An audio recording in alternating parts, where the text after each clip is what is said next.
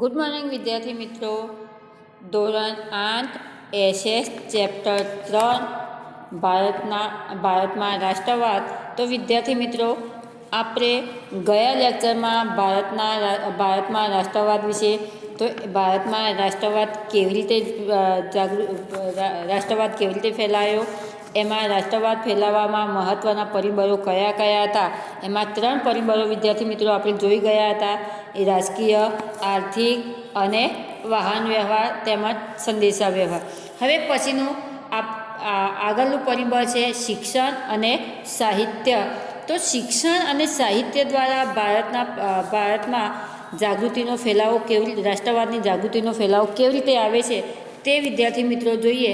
તો ભારતીય રાષ્ટ્રવાદના ઉદયમાં અંગ્રેજી કેળવણીનો પણ ફાળો મહત્ત્વનો છે. કારણ કે વિદ્યાર્થી મિત્રો, ગયા લેક્ચરમાં આપણે જોયું કે રેલવે, તાર ટપાલ અને જમીન અને જળ વ્યવહાર કે આવા માર્ગો દ્વારા આપણી પ્રજા જે છે, આપણા જે નેતાઓ છે, એકબીજાના નજીક આવ્યા.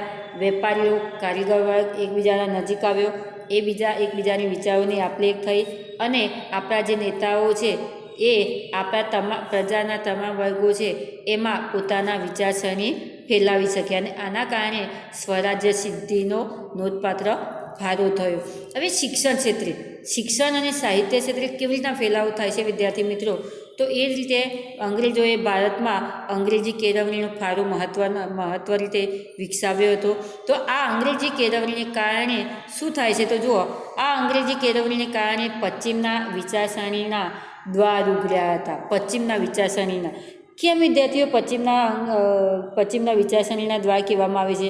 કારણ કે બીજા દેશોમાં વધારે પડતું શિક્ષણ શાનું હતું? અંગ્રેજીનું. એટલે કે અંગ્રેજી કેળવણી વધારે પડતી બીજા દેશોમાં હતી. માત્ર એક ભારત જ દેશ એવો હતો કે એમાં અંગ્રેજી કેળવણીનો પાયો હતો નહીં. અને અંગ્રેજોએ જ્યારે આપણા દેશમાં અંગ્રેજી કેળવણીનો વિકાસ કર્યો, તો આના કારણે આપણા લોકો જે છે એ શું થયા?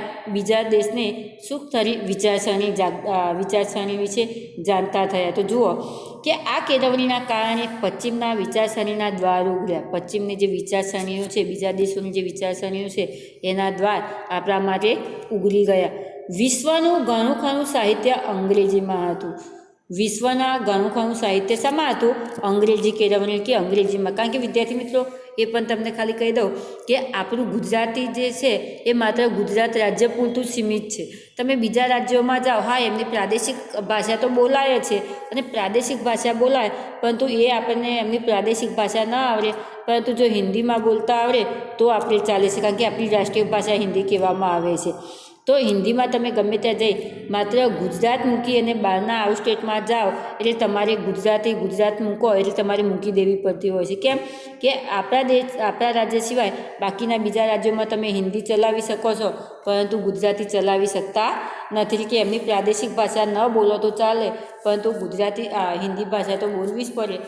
એ રીતે વિદ્યાર્થી મિત્રો, અહીંયા પણ એવું થયું છે કે આપણા દેશ સિવાય બાકીના દેશોમાં અંગ્રેજી કેળવણી કે અંગ્રેજીનું સાહિત્ય વધારે પ્રમાણમાં હતું.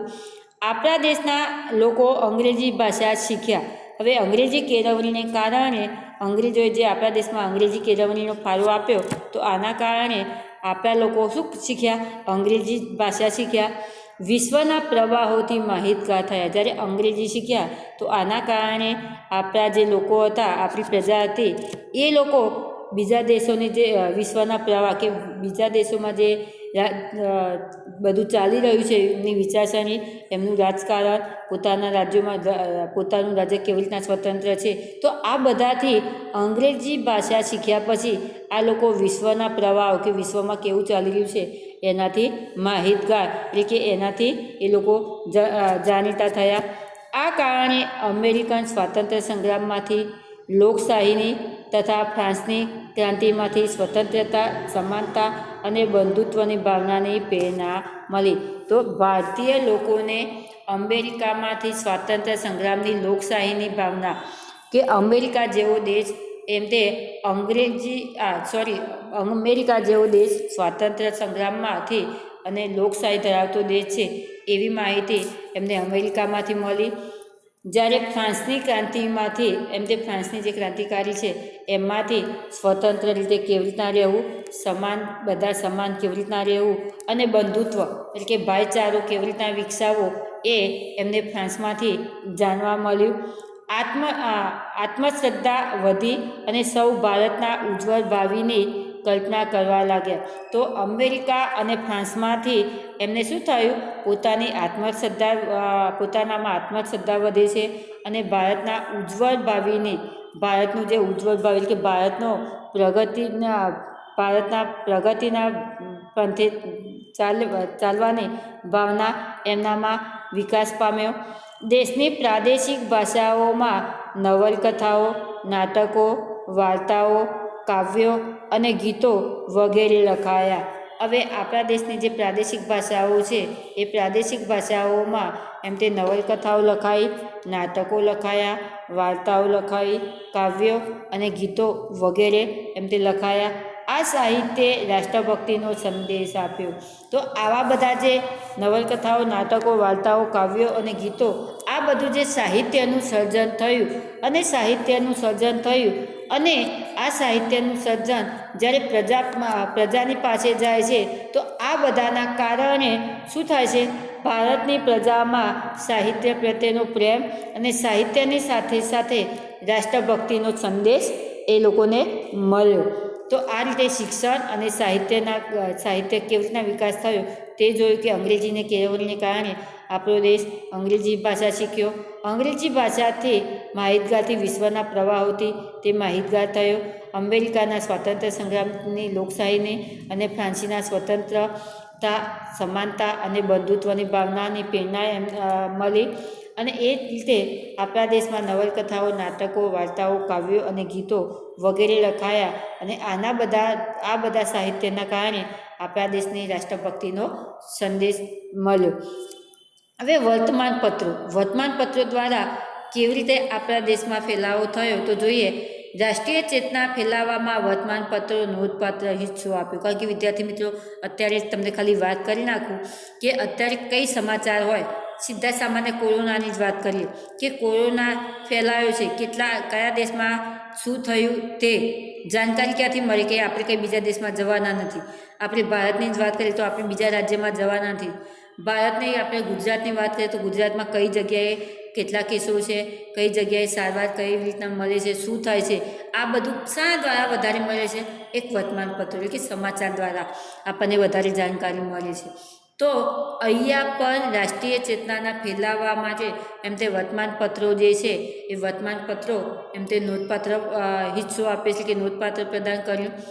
બંગાળા, મુંબઈ, મદ્રાસ તથા બીજા પ્રાંતોમાં પ્રસિદ્ધ થતા તે આ વર્તમાનપત્રો જે છે એ વર્તમાનપત્રો બંગાળા, મુંબઈ, મદ્રાસ અને બીજા બધા જે અમુક પ્રાંતો મુખ્ય હોય એમાં શું થતા, આવા વર્તમાનપત્રો બહાર પ્રસિદ્ધ થતા અને પ્રસિદ્ધ થતા અખબારોએ સરકારની નીતિઓની ટીકા કરી લોકોમાં રાષ્ટ્રીય એકતાની ભાવના જાગૃત કરી.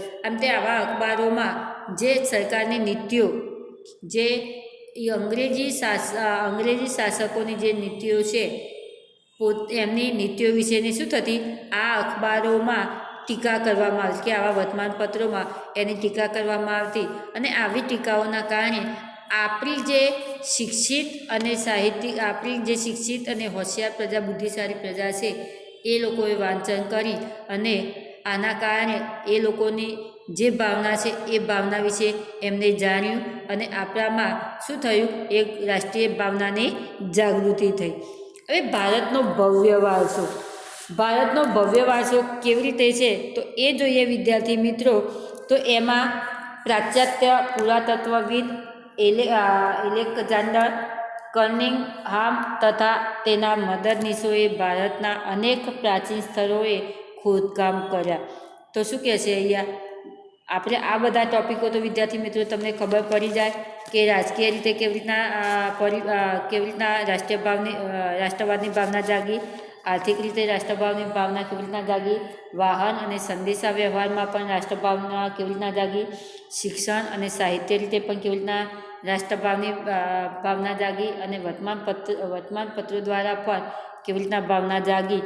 તો ભારતનો ભવ્ય વારસો, તો એમાં પણ કેવી રીતના રાષ્ટ્રીય ભાવના જાગે છે એટલે કે આપણું જ્યારે સ્થાયી જીવન અને એના પછીના જે આપણું આદિમાનવથી ધીમે ધીમે સ્થાયી જીવનથી આપણે લોકો સમૂહમાં કેવી રીતના રહેતા હતા. અને એ તો આ બધું જે ક્યાંથી મળે છે કે આપણે તો એ બધું તો નીચે આપણે પેટાળમાં ગયું છે. તો આવા બધા જે પુરાતત્વવિદો છે એ પુરાતત્વવિદોએ આ પ્રાચીન સ્થળોનો જે ભવ્ય વારસો છે એનું ખોદકામ કરી, એના અવશેષો પ્રાપ્ત કરી અને લોકો સુધી પહોંચાડી અને શું કરે છે, ભારતના ભવ્ય વારસાના પરિબળ દ્વારા લોકોમાં એકતાની જાગૃતિ લાવે છે. તો જુઓ, પાશ્ચાત્ય પુરાતત્વવિદ એલેક્ઝાન્ડર કર્નિંગહામ તથા તેના મદદનીશોએ ભારતના અનેક પ્રાચીન સ્થળોએ ખોદકામ કર્યું. તો કયા કયા પુરાતત્વવિદો? એલેક્ઝાન્ડર કર્નિંગહામ અને એના જે બીજા મદદનીશો છે એને પ્રાચીન સ્થળોએ, પ્રાચીન કે જૂના ભારતના સ્થળો જે છે ત્યાં શું કરે છે? ખોદકામ કરે છે. ખોદકામ કરી અને ભારતીય સંસ્કૃતિની ગૌરવગાથાના અનેક અવશેષો શોધી કાઢે છે. એમ તે ભારતની સંસ્કૃતિની જે ગૌરવગાથા, આપણો દેશ જે ગૌરવ સમાન કહેવાય એના જે અવશેષો છે, આવા અવશેષો તે શોધી કાઢે છે. ભગવાનલાલ ઇન્દ્રજી જેવા ભારતીય પુરાતત્વવિદોએ પણ અનેક પુરાવાના અવશેષો શોધી કાઢ્યા છે.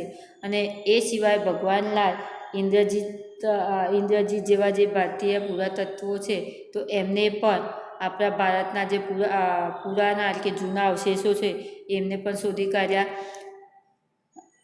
ભારતીયોને દેશની સંસ્કૃતિની ભવ્યતાનો ખ્યાલ આપ્યો અને આ અવશેષો શોધી અને જે ભારતીયો જે છે એ ભારતીયોને દેશની જે સંસ્કૃતિ જે છે એની ભવ્યતાનો, એટલે કે આપણો દેશ કેટલો ભવ્ય હતો અને આપણા દેશમાં કેટલી સમૃદ્ધિ અને વિકાસ થયો હતો એનો ખ્યાલ લોકોને પહોંચાડે છે. પશ્ચિમના વિદ્વાનોએ ભારતીય સાંસ્કૃતિક વારસાને લગતી શોધખોળ કરી. એમ તે પશ્ચિમના જે વિદ્વાનો હતા, પશ્ચિમ દેશના જે વિદ્વાનો હતા એમને પણ ભારતીય સંસ્કૃતિનો જે વારસો છે એની કેટલીક શોધખોળો કરી. ભારતના વિદ્વાનો પણ જોડાયા. એમ તે ભારતના જે વિદ્વાનો છે એ વિદ્વાનો, પશ્ચિમના વિદ્વાનો, આ બધા ભેગા થઈ અને શોધખોળ કરી અને લોકોને પુસ્તકો અને આમાં પુસ્તકો પણ લખ્યા અને પુસ્તકો લખી ગૌરવપૂર્ણ સાહિત્ય અને સંશોધનથી દેશવાસીઓની રાષ્ટ્રીય અસ્મિતાને જાગૃતિ કરી. એટલે કે જૂના અવશેષો છે એ રાજા રજવાડાના, મેં તમને કહ્યું કે જુદા જુદા જે વંશજો છે એ વંશજોના જે અવશેષો તે એ અવશેષોને ખોદકામ કરી અને બહાર કાઢી અને એ અવશેષો પ્રજા સુધી પહોંચાડ્યા કે આપણો દેશ કેટલો સમૃદ્ધ અને કેવો હતો તે. અને આના માટે પુસ્તકો લખ્યા અને પુસ્તકોનું સાહિત્ય પણ લોકો સુધી પહોંચાડ્યું. અને આ રીતે અવશેષો અને ગૌરવપૂર્ણ સાહિત્ય આ દ્વારા લોકોમાં એકતાની ભાવના લાવી અને શું કરે છે? એકતાની ભાવના લાવી અને લોકોને જાગૃત કરે છે. તો વિદ્યાર્થી મિત્રો, આપણે આ સપરિબળો છે એ સપરિબળો વિશે તમારે વધારે ધ્યાનથી જોવું પરીક્ષામાં, કારણ કે કદાચ તમને સપરિબળો માટે ટૂંકમાં સમજૂતી કહે તો સપરિબળો વિશે ટૂંકમાં તમારે સમજૂતી આપવાની રહેશે. હવે જાણવા જેવું, તો પાશ્ચાત્ય વિદ્વાનો Max Muller, Wilson, Fergusson, Buhler, Fleet તથા ભારતીય વિદ્વાનો રાજેન્દ્રલાલ મિત્ર, રામકૃષ્ણ ગો ભંડારક, હરિપ્રસાદ શાસ્ત્રી વગેરેના લખાણોએ ભારતના વેદો, ઉપનિષદો, રામાયણ, મહાભારત, ગીતો, સ્મૃતિ, પુરાણો વગેરેનું મહત્ત્વ લોકોને સમજાવ્યું. તો ખાસ વિદ્યાર્થી મિત્રો, આવા બધા જે સાહિત્ય સર્જકો છે, આ સાહિત્ય સર્જકોએ ભારતના જે વેદો, ઉપનિષદો, રામાયણ અને મહાભારત, ગીતા, સ્મૃતિ અને પુરાણો આ બધેનું શું કર્યું? આ બધાનું સાહિત્ય લોકો સુધી પહોંચાડ્યું અને લોકો સુધી પહોંચાડી અને લોકોમાં નવજાગૃતિ પેદા કરી. હવે વિદ્યાર્થી મિત્રો, ખાસ કે લોકોમાં નવજાગૃતિ કેવી રીતના પેદા થાય છે, એના પછી ઇન્ડિયન નેશનલ કોંગ્રેસની સ્થાપના કેવી રીતના થઈ અને ઇન્ડિયન નેશનલ કોંગ્રેસની સ્થાપના દ્વારા અંગ્રેજોનો વિરોધ કેવી રીતના થાય છે તે આપણે જોવાનું છે કે સૌ પ્રથમ આપણું જે રાજકીય પક્ષ છે તો રાજકીય પક્ષમાં સૌ પ્રથમ કયું હતું? કોંગ્રેસ. એના પછી અત્યારે તો કેટલાય પક્ષો વિદ્યાર્થી મિત્રો આવી ગયા છે. તો સૌ પ્રથમ આપણે ઇન્ડિયન નેશનલ પક્ષ તરીકે ગણતરી લઈએ તો કોંગ્રેસની લેવામાં આવે છે. તો કોંગ્રેસની મહાસભાની સમિતિની રચના થઈ. મહાસભાની સમિતિની રચના દ્વારા લોકો ભેગા થયા અને ભેગા થઈ અંગ્રેજો વિરુદ્ધ કેવી રીતના એ લોકો માહિતગાર થઈ અને લોકોને સજાગ કરે છે અને અંગ્રેજોનો વિરોધ કેવી રીતના કરે છે તે વિદ્યાર્થી મિત્રો અહીંયા આપણે જોવાનું છે. તો હિન્દી રાષ્ટ્રીય મહાસભા ઇન્ડિયન નેશનલ કોંગ્રેસની સ્થાપના. તો જુઓ વિદ્યાર્થી મિત્રો, હિન્દી રાષ્ટ્રીય મહાસભાની સ્થાપનાના ઉપરના પરિબળો તથા કેટલીક પ્રાદેશિક સંસ્થાનો ફાળો પણ હતો. એમ તે હિન્દી રાષ્ટ્રીય મહાસભાની સ્થાપનામાં ઉપરના પરિબળો, કયા પરિબળો આપણે જ્યાં સપરિબળો જોયા તે એ પરિબળો તો મહત્ત્વનો ભાગ ભજવે જ છે, પરંતુ એની સાથે સાથે કેટલીક જે પ્રાદેશિક સંસ્થાઓ છે એમાં ઇન્ડિયન નેશનલ કોંગ્રેસની જે સ્થાપના છે એ મહત્ત્વનો ફાળો કહેવામાં આવે છે. તો આ સંસ્થાઓએ રાષ્ટ્રીય મહાસભાની સ્થાપનાની ભૂમિકા તૈયાર કરી છે. તો આવી જે સંસ્થાઓ છે એ સંસ્થાઓએ પણ આપણી મહાસભાની જે સ્થાપના થઈ એની મહત્ત્વની ભૂમિકા, એટલે કે આપણા દેશને રાષ્ટ્રવાદની જાગૃતિ લાવવામાં મહત્ત્વની ભૂમિકા ભજવી છે, કે આપણા દેશને એકતા કરવા માટે મહત્ત્વની ભૂમિકા ભજવવામાં સપરિબળો તો છે જ વિદ્યાર્થી મિત્રો, પરંતુ એની સાથે સાથે અમુક આવી જે સ્થાપનાઓ થઈ, એવી સંસ્થાઓની સ્થાપનાઓ થઈ, તો આવી જે સંસ્થાઓની સ્થાપના દ્વારા પણ આપણા દેશમાં રાષ્ટ્રવાદની જાગૃતિ આવી.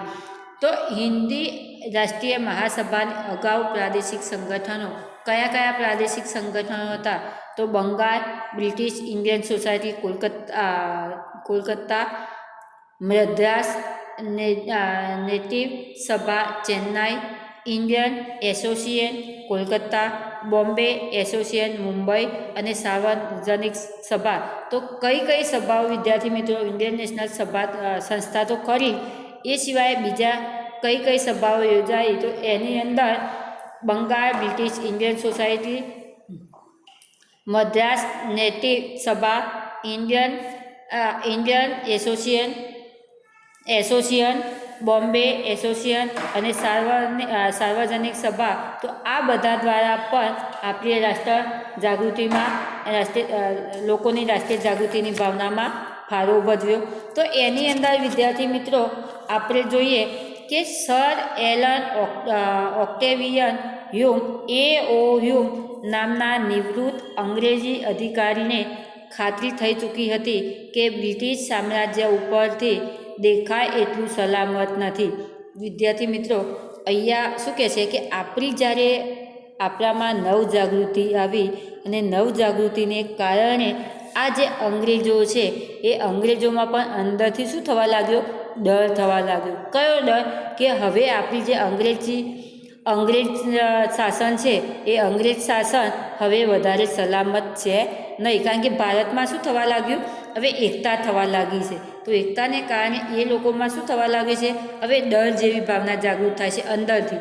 તો સર એલન ઓક્ટેવિયન હ્યુમ, એટલે કે હ્યુમ નામના નિવૃત્ત અંગ્રેજી અધિકારીને, તો આ નિવૃત્ત અધિકારીને મનમાં શું થાય છે કે એમને વિચાર આવે છે કે આપણી જે બ્રિટિશ સામ્રાજ્ય છે એ બ્રિટિશ સામ્રાજ્ય હવે સલામત છે નહીં.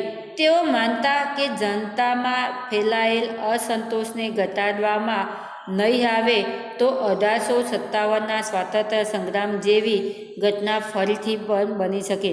તો આ જે નિવૃત્ત અધિકારી છે હ્યુમ, તો આ હ્યુમ નિવૃત્ત અધિકારીને મનમાં શું થયું કે હવે આપણી જે બ્રિટિશ સામ્રાજ્ય છે એ સલામત નથી, અને એ શું માનતા હતા કે જનતામાં જે આ અસંતોષ, અંગ્રેજ શાસનનો જે અસંતોષ છે એ અસંતોષ એ લોકોનામાં ઘટાડવામાં નહીં આવે તો જેમ 1857નો સ્વાતંત્ર્ય સંગ્રામ જે યોજાયો હતો એ 1857ના સ્વાતંત્ર્ય સંગ્રામને તો આપણે થોડો વેરવિખેર કર્યો, પરંતુ ફરીથી જો આવી ઘટના બનશે તો જન આક્રોશ એમ તે ફેલાશે અને જન આક્રોશમાં આપણે ફાવી શકીશું નહીં. આવા વિચારો કોને આવે છે વિદ્યાર્થી મિત્રો? AOU નામના નિવૃત્ત અધિકારીને આવે છે. તો આ જન આક્રોશ રોકવા તેમને બંધારણીય સંસ્થા સ્થાપવાનું વિચાર્યું. તો આ જન આક્રોશને રોકવા માટે એમને બંધારણીય સંસ્થા સ્થાપવાનું, કોને? આ નિવૃત્ત અધિકારી છે એમને બંધારણીય સંસ્થા સ્થાપવાનું એમ તે વિચારણા કરી અને તાત્કાલિક વાઇસરોય ડફરિનને સમજાવ્યા અને નિવૃત્ત અધિકારીના વિચારને વાઇસરોયનો પણ ટેકો મળ્યો. તો આ રીતે આ જે નિવૃત્ત અધિકારી છે એ નિવૃત્ત અધિકારીએ એમ તે બંધારણીય સંસ્થાને તાત્કાલિક સ્થાપવાનું વિચાર્યું અને એમાં વાઇસરોયને સમજાવ્યા અને વાઇસરોય અને નિવૃત્ત અધિકારી બંને ભેગા થઈ અને શું કર્યું? એક નવો બંધારણીય સંસ્થા સ્થાપવાનો બંને વિચાર કરે છે. તો વિદ્યાર્થી મિત્રો, અહીંથી આપણે આ બંને, એક નિવૃત્ત અધિકારી AOM જેવા નિવૃત્ત અધિકારી અને વાઇસરોય જેવા આ બ્રિટિશ શાસન, આ લોકોએ કેવી રીતના એક બંધારણીય સંસ્થા, નવી બંધારણીય સંસ્થાનો વિચાર કર્યો એ આપણે આવતા લેક્ચરમાં જોઈશું. ધન્યવાદ.